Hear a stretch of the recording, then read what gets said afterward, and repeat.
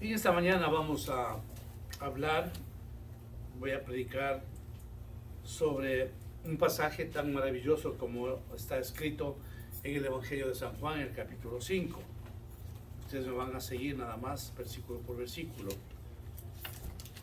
La palabra del Señor en San Juan, capítulo 5, empezando en el verso 1, dice así: Después de estas cosas había una fiesta de los judíos, y subió Jesús a Jerusalén. Y hay en Jerusalén, cerca de la puerta de las ovejas, un estanque llamado en hebreo Betesda, el cual tiene 5 pórticos. Betesda, amados hermanos, significa casa de misericordia. Betesda significa entonces el lugar donde los que estaban enfermos miraban una esperanza para ser sanos. Creo que la mayoría de los que estamos aquí presentes, hermanos, algún día nos enfermamos, aunque sea con una gripa o gripe, como quiera llamárselo. Incomoda eso, ¿no es cierto, hermanos? Incomoda cualquier tipo de enfermedad que nosotros tengamos, por leve que sea. Ya me imagino nuestra hermana Leti, que ya está contabilizándose la 3ª semana, que está batallando con el COVID. Me imagino cómo estará. Yo estoy en comunicación con mi esposa igual, mandando unos WhatsApps de ánimo, pero se supone que no está bien y esperamos en la gracia de Dios. Así que cuando usted y yo enfermamos, no es nada cómodo, hermanos.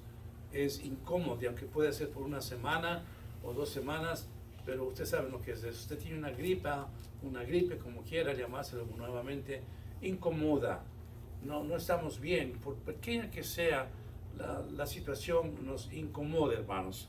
Así que imagínense ustedes el tipo de enfermos que asistían a este lugar, porque repito, Betesda era identificado como la casa de misericordia. Ahí la gente quería encontrar misericordia de parte de Dios. Voy a leer el versículo 3 que dice: En estos yacía una multitud de enfermos. Escuchen esto, hermanos: ciegos, cojos y paralíticos que esperaban el movimiento del agua. Miren, hermanos, era un grupo de ciegos, era un grupo de paralíticos, de cojos. O sea, las enfermedades que esta gente tenía era bastante adversa, bastante difícil. Cojos, paralíticos, ciegos. No se trataba de una simple enfermedad. Estaban ellos, si usted quiere, destinados a una vida miserable. ¿Qué podía hacer un cojo? Trabajar no podía. ¿Qué podía hacer un ciego? Trabajar no podía. ¿Qué podía hacer un paralítico? Moverse no podía.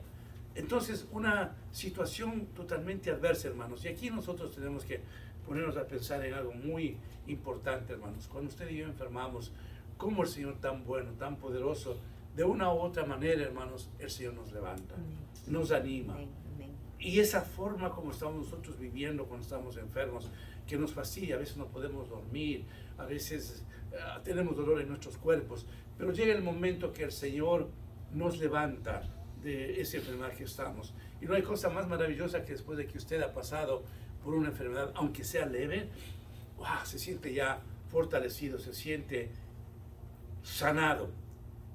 Imagínense usted, dibújese este momento, ese cuadro, hermano, de ver un grupo de ciegos, de ver un grupo de paralíticos, de ver un grupo realmente llenos de una enfermedad incurable.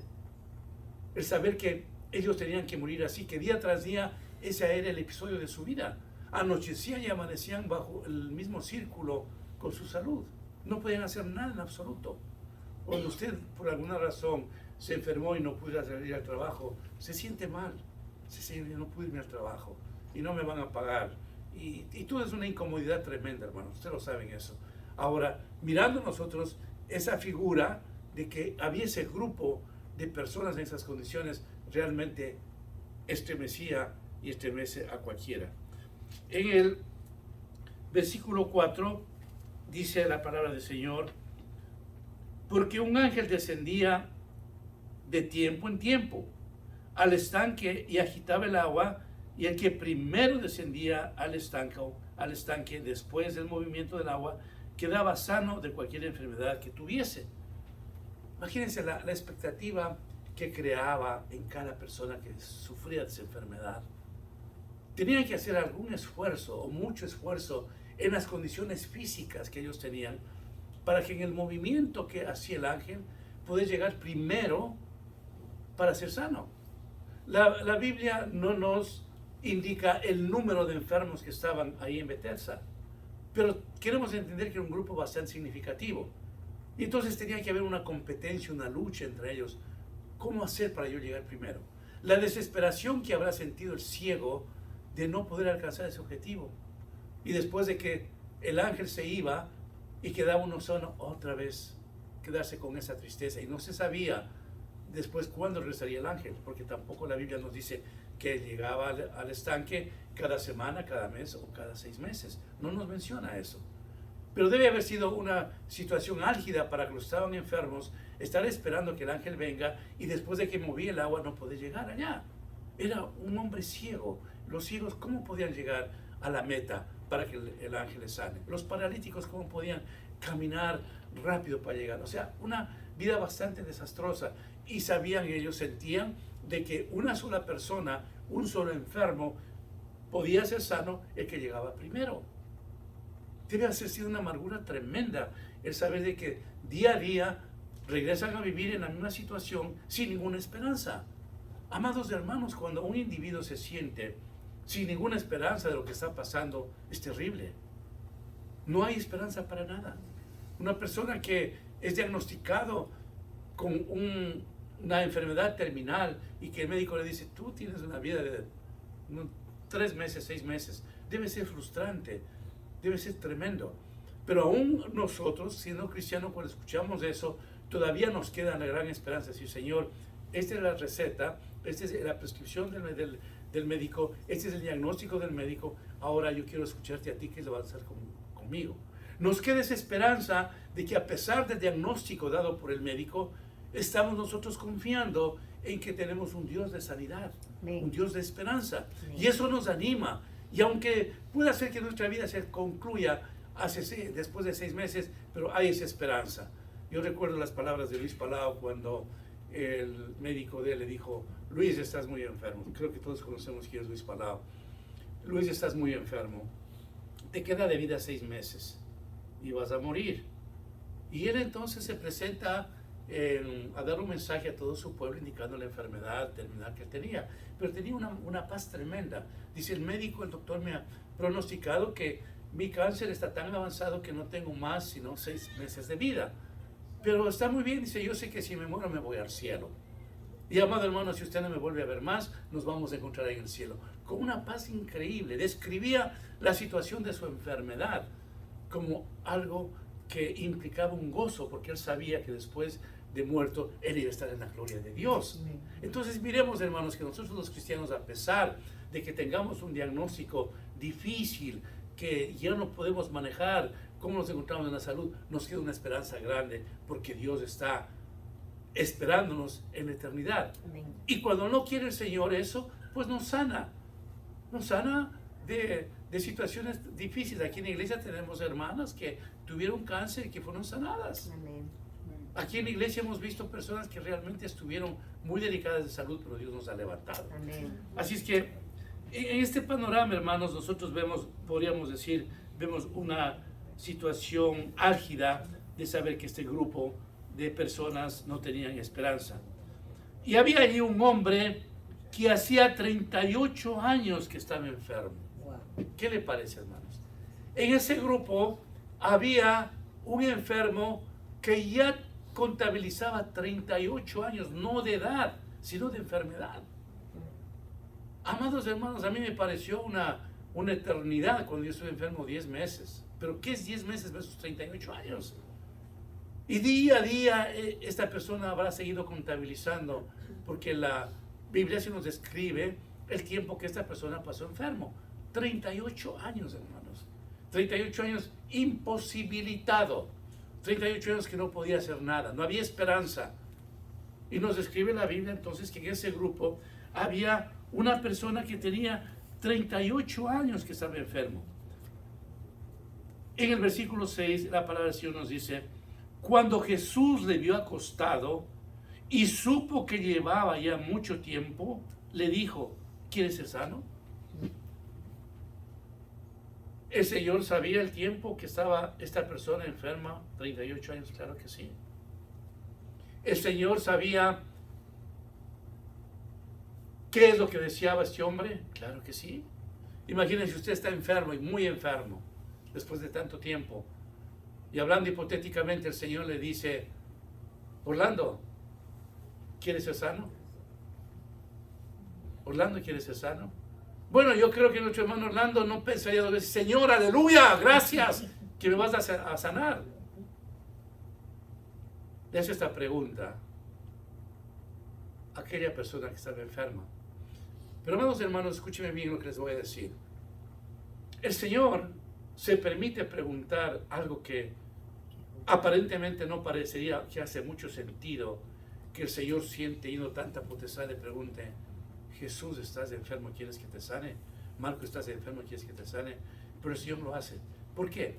Porque el Señor quería que esta persona no ponga la confianza cuando haya movimiento del agua en el estanque. Voy a repetir, el Señor no quería que su confianza, su corazón esté centrado en que el movimiento del agua que hacía el ángel, y si llegaba el primero iba a ser sano.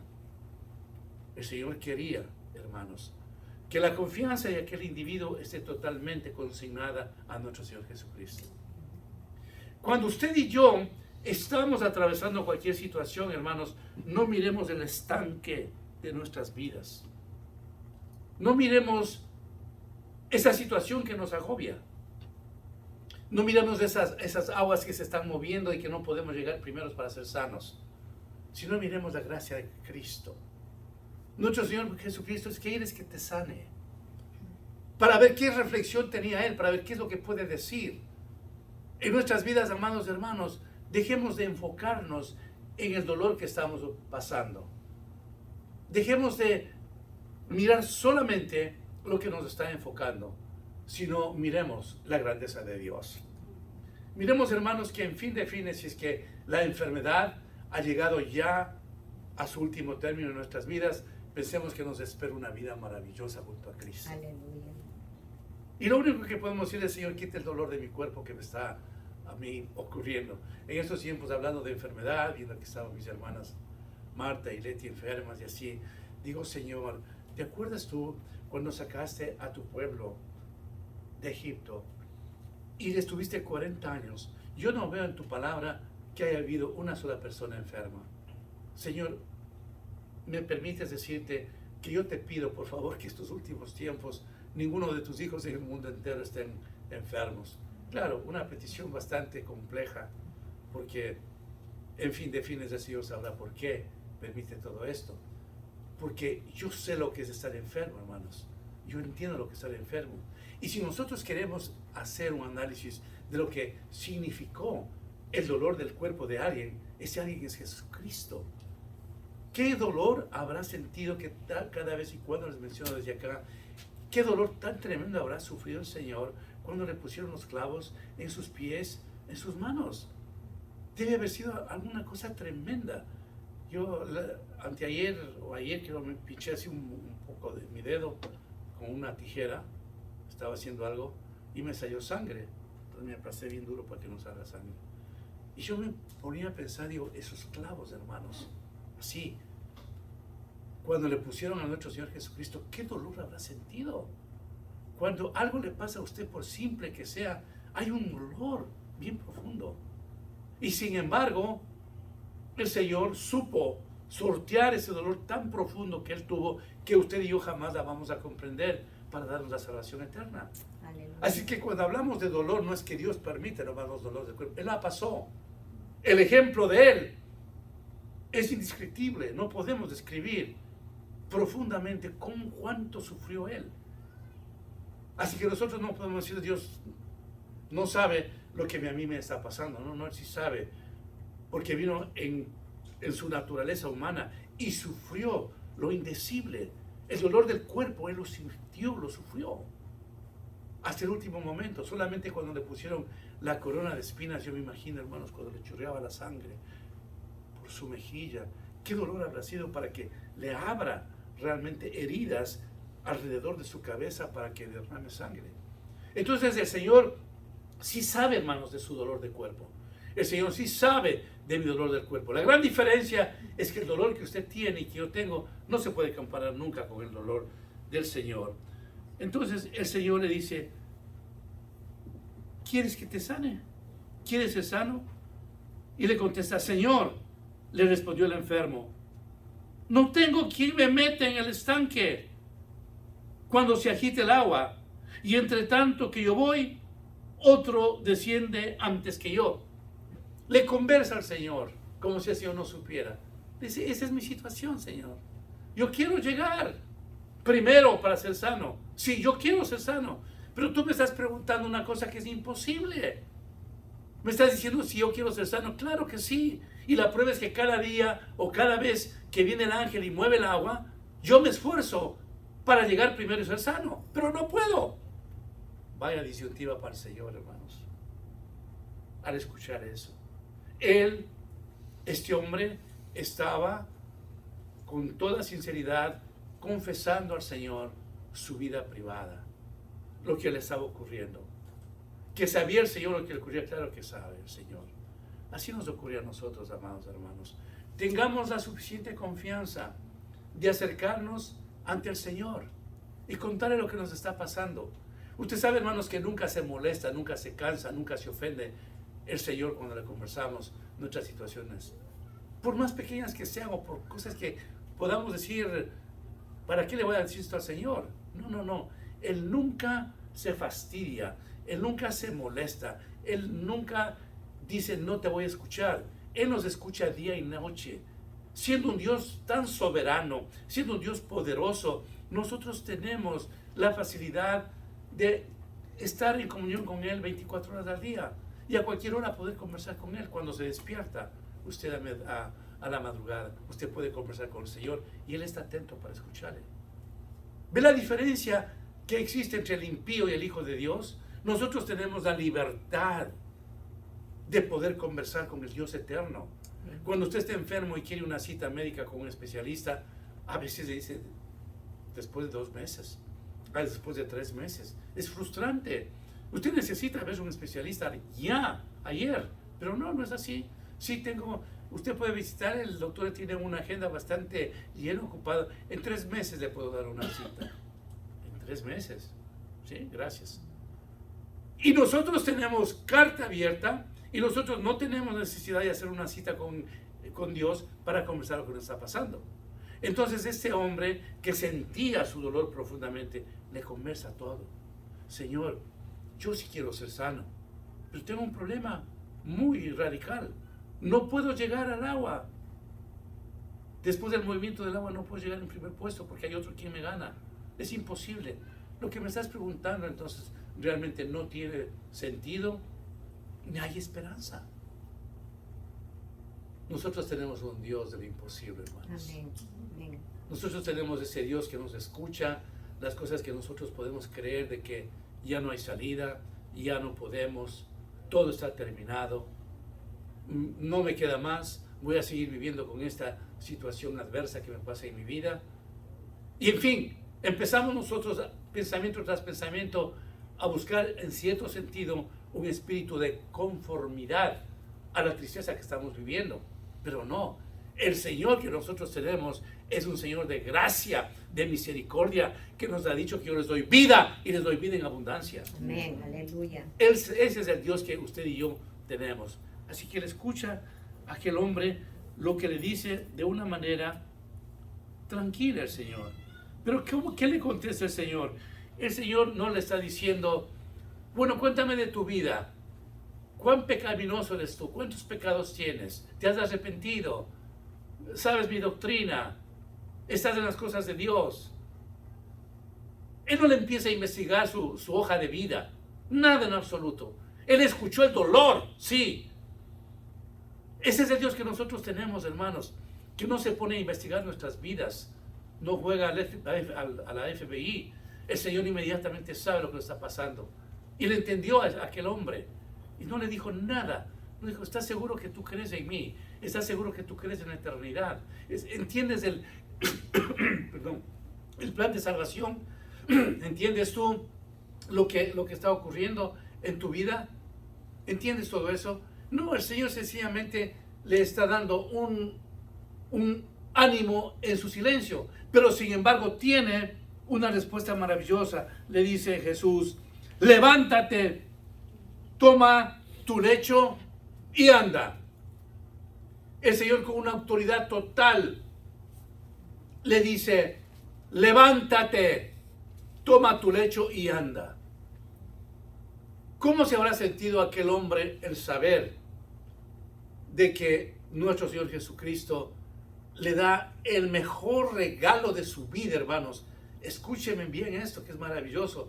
Después de 38 años de soledad, después de 38 años de enfermedad, después de 38 años de angustia, después de 38 años de dolor, finalmente hay un Dios que le dice, levántate, toma tu lecho y anda.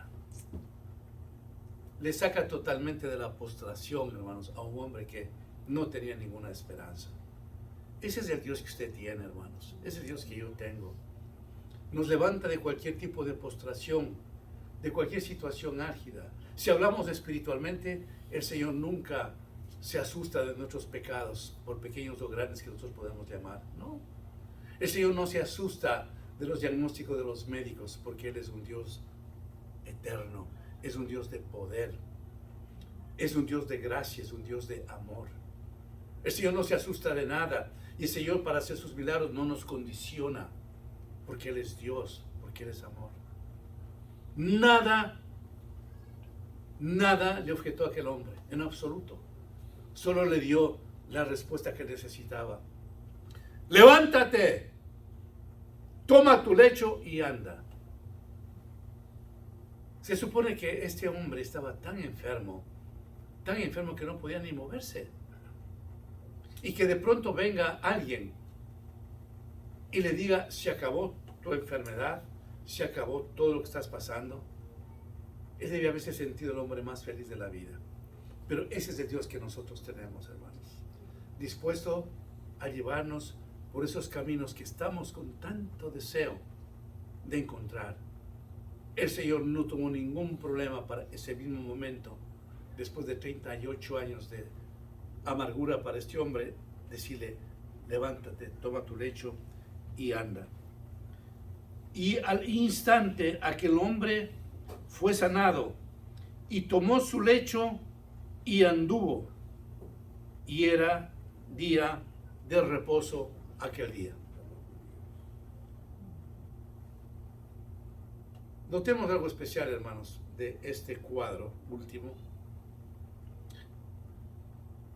Hace este hombre lo que el Señor le dice. Levántate, toma tu lecho y anda. Él podía a veces ese momento, pero un momento, Señor, un momento, Jesús, ¿cómo yo puedo tomar mi lecho y andar si es que ese es mi problema? No le cuestiona al Señor, hermanos. Una de las cosas maravillosas que el Señor hace en nuestras vidas es cuando no le cuestionamos a Él de nada, sino que damos oído cuando leemos la palabra, cuando escuchamos un mensaje, cuando vemos algo en la televisión de un programa cristiano, en la radio, cuando cantamos. No estamos cuestionando. Aquel hombre no le cuestionó para nada. Sencillamente él obedeció la orden. Cuando el Señor nos dice, no hagas esto, no tenemos que hacer. Haz eso, tenemos que hacer. El Señor pone siempre en nuestros corazones y en nuestras mentes lo que tenemos que hacer, ¿no es cierto, hermanos? Nunca el Señor se queda callado. Él nos habla de alguna forma. Entonces nosotros tenemos que hacer exactamente lo que hizo este hombre. Él sabía de su enfermedad, él sabía cómo se encontraba, tomó su lecho, caminó y se fue. Y lo importante aquí, hermanos, también comprender es que el Señor sana a un hombre en el día de reposo. ¿Qué asfixia espiritual habrán tenido los judíos? El saber que Dios en un día que no tenía que haber hecho un milagro, lo hace. ¿Sabe por qué? Porque nosotros tenemos un Dios de misericordia. Amén. En día de descanso, Él, si usted quiere, rompió la ley de los judíos. No. Este hombre necesita ya una sanidad divina. Este hombre necesita ya de que yo le diga, levántate, toma tu lecho y anda. Dios nunca pospone las cosas que necesitamos nosotros cuando Él sabe que la queremos y la debemos tener hoy día. Él no es un Dios que pospone. Hay ocasiones en nuestras vidas, hermanos, que no nos llega con el día que querramos, es porque Él la va a hacer mucho más perfecta de lo que nos imaginamos. Pero el Señor está tan preocupado de cualquier situación que usted y yo tenga este momento. Y Él no quiere posponer.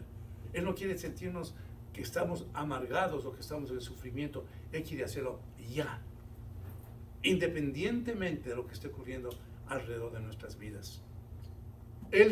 Nuestro Señor Jesucristo sabía perfectamente que no era un día para hacer un milagro. El Señor sabía que no era un día para que una persona en las condiciones de esa tome su lecho y ande. No, tenía que esperar. Pero Él lo hizo el día que necesitó la persona. Así ocurre en nuestras vidas, hermanos. Él viene a su vida, Él viene a mi vida, el día, el momento que más necesitamos. Amén, hermanos. Amén. Inclinen sus rostros, por favor. Padre bendito, te adoramos, te bendecimos, Señor. ¿Cuántas veces tú nos habrás sacado de ese estanque, Señor? Y tú mismo movías las aguas y nos sacabas de ese estanque para ponernos en tus brazos y sacarnos de victoria, Señor. Y empiezas a cuidarnos, Padre Santo. Gracias te damos por lo bueno que tú has sido siempre en nuestras vidas, Señor. Nunca nos has dejado en el estanque, frustrados, angustiados, dolidos, Señor. Tú nos has dado, Señor, vida y vida en abundancia. Viniste, Señor, a este mundo a dar tu vida para que nosotros seamos salvos y tengamos vida, Señor. Que tengamos esa llanura de ti, Señor. Gracias por ser tan bueno, Señor. Gracias por ser tan maravilloso en nuestras vidas, Señor. Te adoramos en esta mañana. Te bendecimos y te damos gracias, Señor, por aquellas cosas, circunstancias que nos has dado, pero que no la entendemos, Señor. Te agradecemos de todo. Queremos tener un corazón grato, Señor. Queremos, Dios mío, recibir siempre tus bendiciones con corazón agradecidos y no quejarnos nunca de nada, Señor. Te agradecemos por los problemas, situaciones que podamos estar viviendo en este día, Señor. Pero sabemos que tú llegarás a tu tiempo al estanque de nuestras vidas, Señor, para levantarnos y bendecirnos, Señor. Te adoramos y te bendecimos en el nombre de Jesús. Amén. Amén.